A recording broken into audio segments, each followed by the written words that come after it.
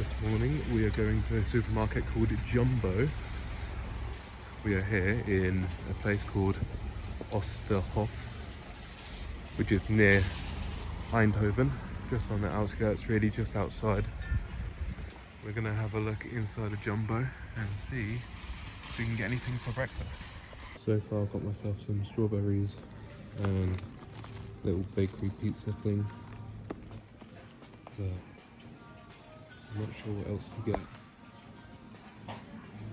This is a drinks aisle. I'm trying to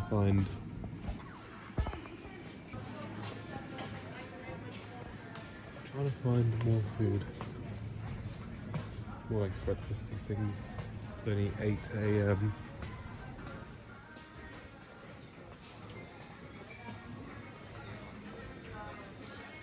That's all just sweets and stuff.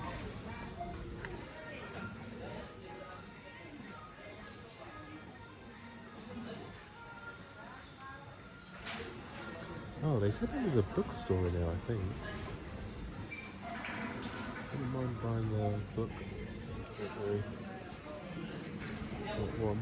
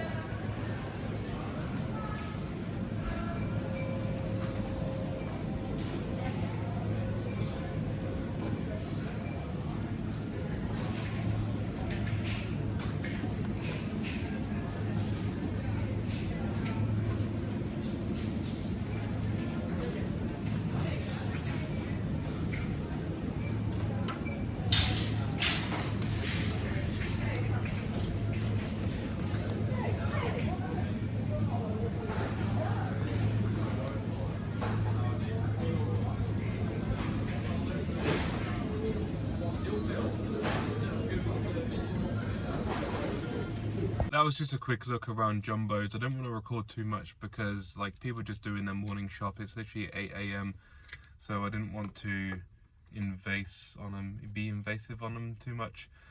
So I recorded a little bit. It was quite a nice supermarket. It was a decent bakery and stuff. There was no like hot food section. I was hoping for something like that. And then there was a few other shops as well. There was an actual baker's just next door to it. And unfortunately it's a bit too early for me to have things like cheesecake and massive cakes and stuff.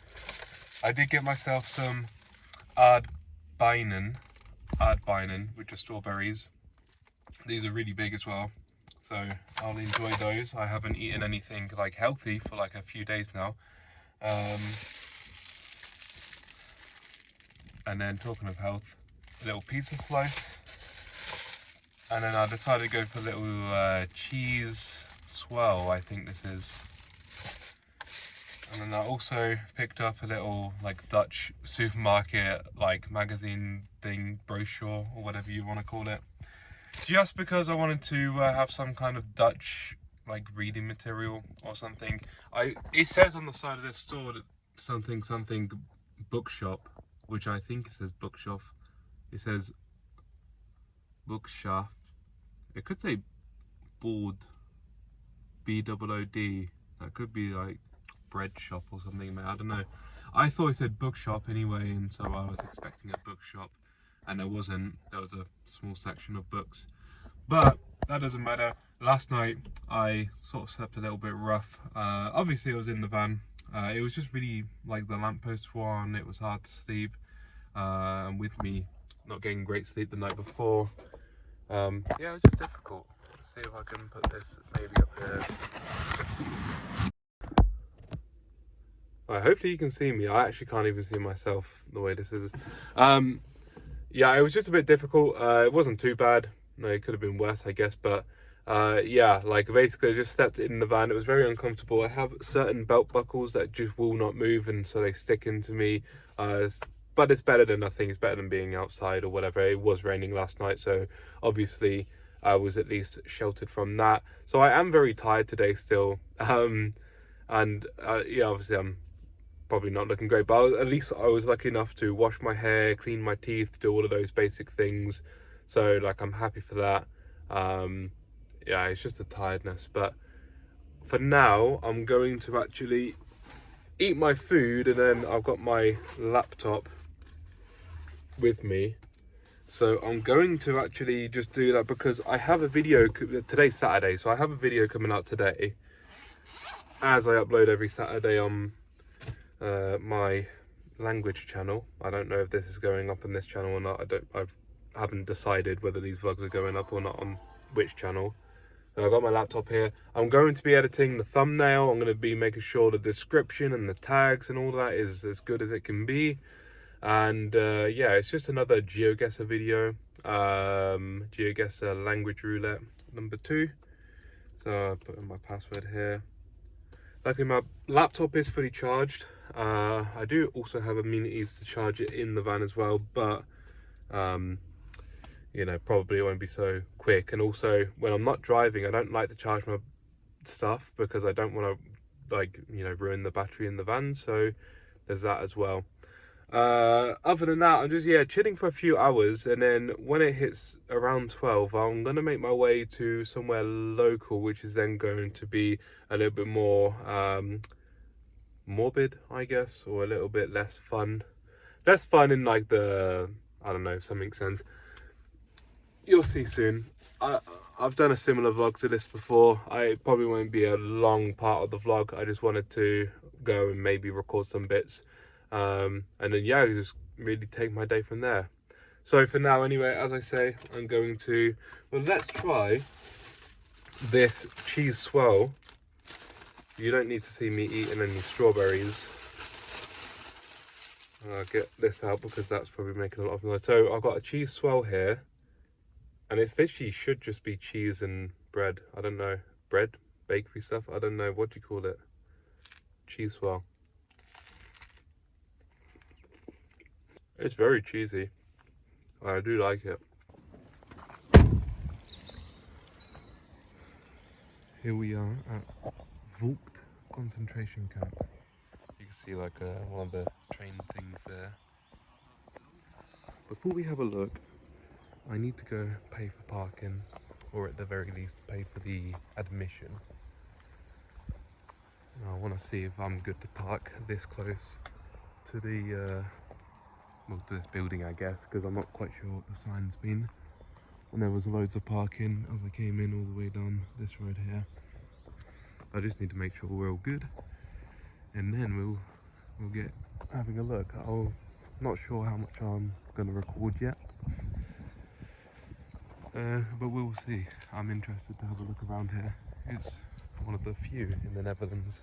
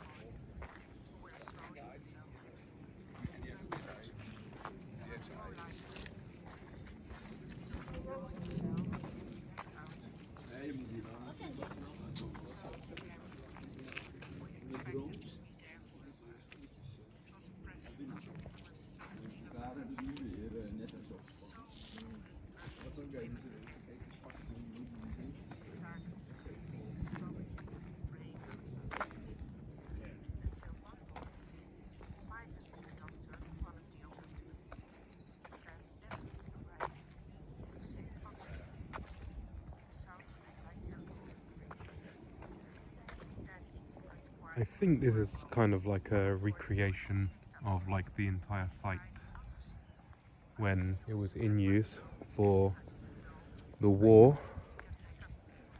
Nowadays, where we are currently is a lot smaller because parts of the camp, such as over that side of the wall, is now used for a modern day prison for everyday prisoners.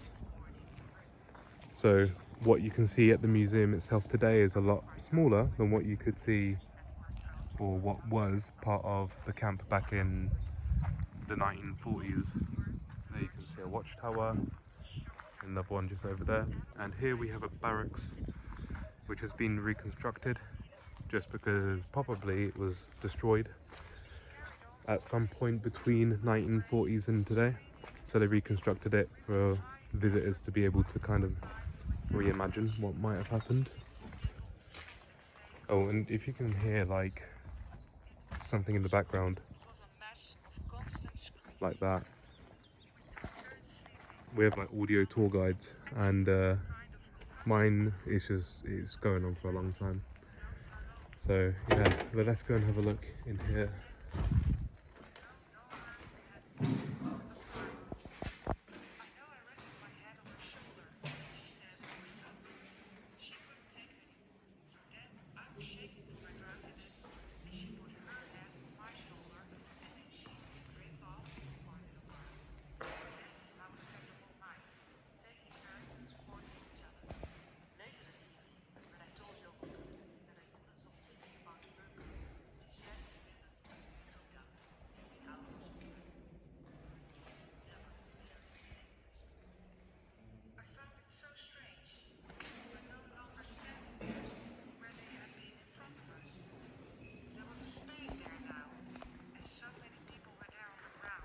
So this looks like you'd wash your hands or something like that. This is yeah, wash basins.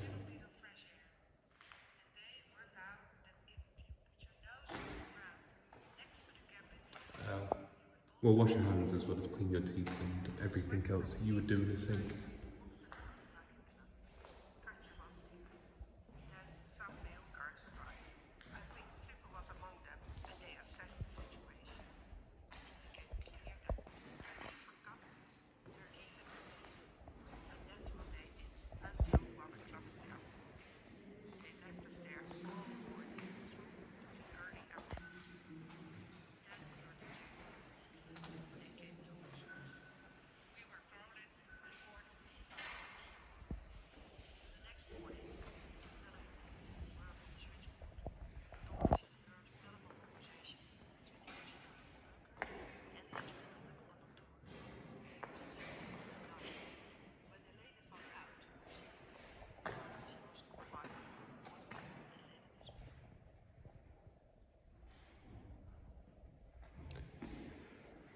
So,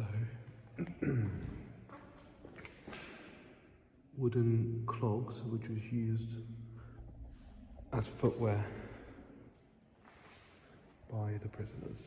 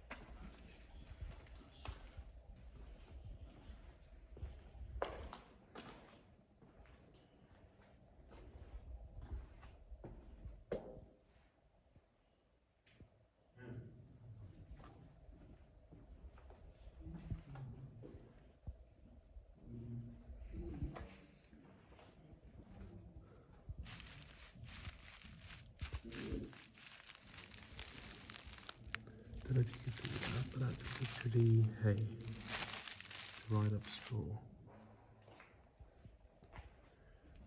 And that was their mattress. Is that it? Something up there. What is this? It looks like a book.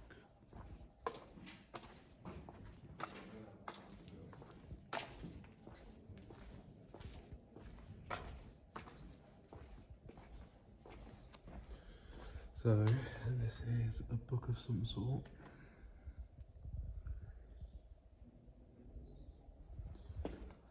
Or even just a stack of paper. I'm not sure what that is. But yeah, all this is hay for them to lay on. And there's a third bunk up here as well. So there's 3 levels, top, middle, bottom. And you can see it would have housed a decent amount of people. But remember, this is just a reconstruction. I think everything in here is a reconstruction as well.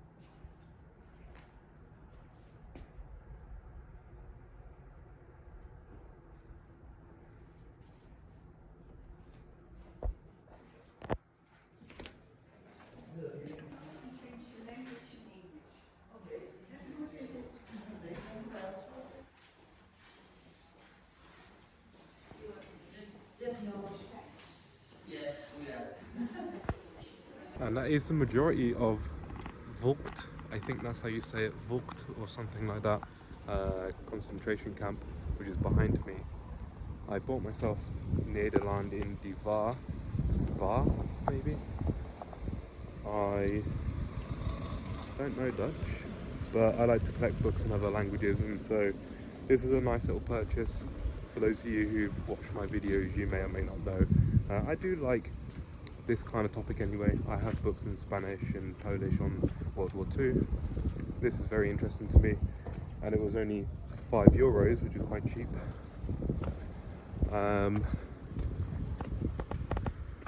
To be honest, I didn't really speak a lot because I didn't know that much about this particular camp. I was just kind of learning about what's in there, and hopefully whatever I recorded, it was useful to some degree for those of you who are watching. But I think there's one more thing to go visit up here. Here we have a section of track with a huge like train cart thing. For reference, I'm about 6'1", 6'2", and I come up to about here.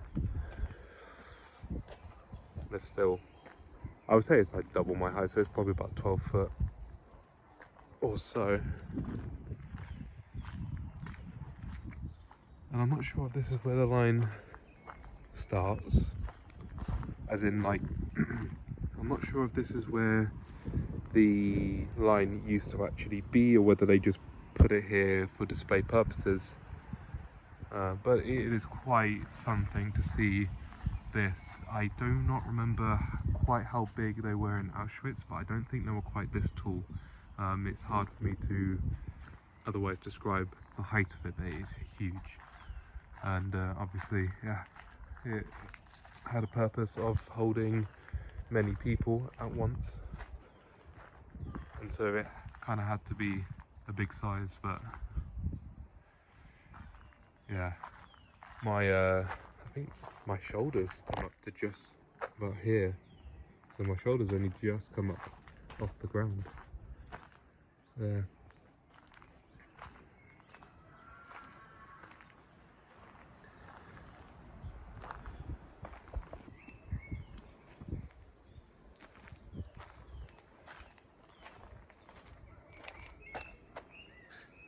It's huge.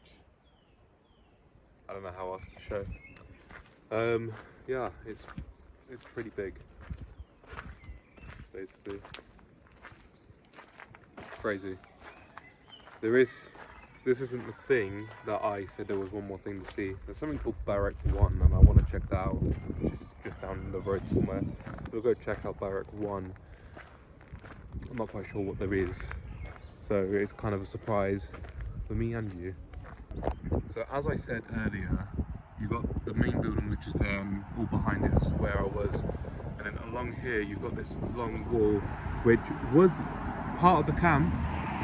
Sorry about the wind and the cars and everything, I hope you can hear me. Which was part of the camp back in the 1940s, but today over that wall is a prison used to house inmates, and because of which it's not part of the museum, and so the museum nowadays only has part of the full camp, I guess, or the grounds that was used in 1940. So there's only so much you can look at. There's still enough to look at. As I say, I'm walking down, I believe, towards Barrack 1, but I don't know exactly how far I need to walk, and I could have probably driven because I'm all the way up there, and I think there are more car parks down here I could have parked next to. And I think there's like military bases or something on this side, which also used to be part of the camp, I believe. So just walking down here now, it's slightly starting to rain, and I don't have a jacket. I never do when I visit these kind of places.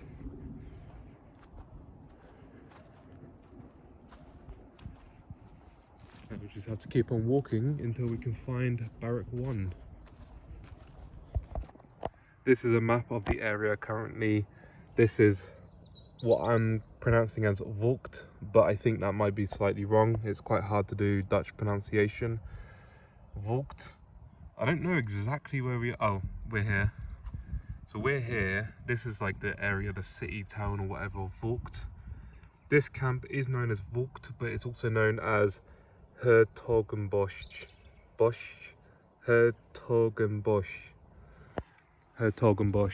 So it's kind of known as both names, and maybe that's because it's literally situated in between Vught and Hertogenbosch, just right there. I don't know if there's one name that's more preferred over the other, but that's what I've heard, is both names are used. My slight mistake, it's Barrack 1B, not just Barrack 1 but 1B. I don't know if there even is a 1.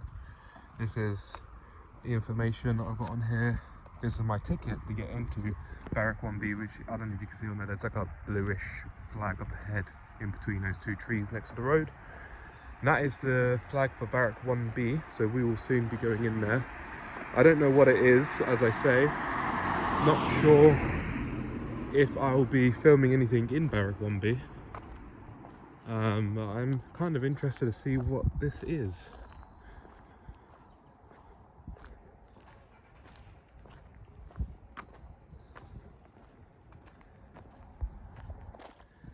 Well, that's Barrack 1B, and I've just had a look in there. They didn't really allow phones. I didn't want to break any rules or anything, so I abided. There wasn't really a lot in there for me to properly film anyway. A lot of it was more stories of people in the camp, but I couldn't quite understand whether it was survivor stories or what. But then there was just like amalgamations of like other things as well.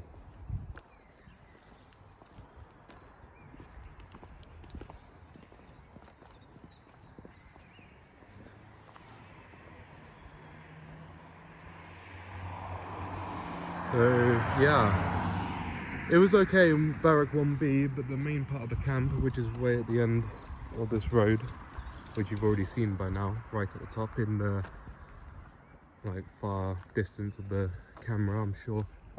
That's the main part of the camp that you are able to visit, and everything else is owned by the prison, or I think it's some kind of like army barrack or something. I don't really know. Something like that. Because right next to Barrack 1B, you're not going to be able to see it behind all these trees now, but there's like tanks and stuff. But they're not part of the camp. Not part of like the museum that you can see today. So I think that's it for this place. Let's just have a look to see what this is.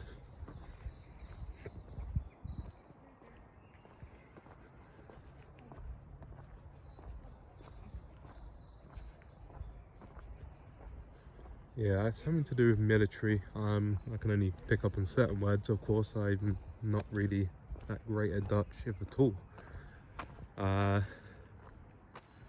Improve, improvise to succeed. It's the only English on there.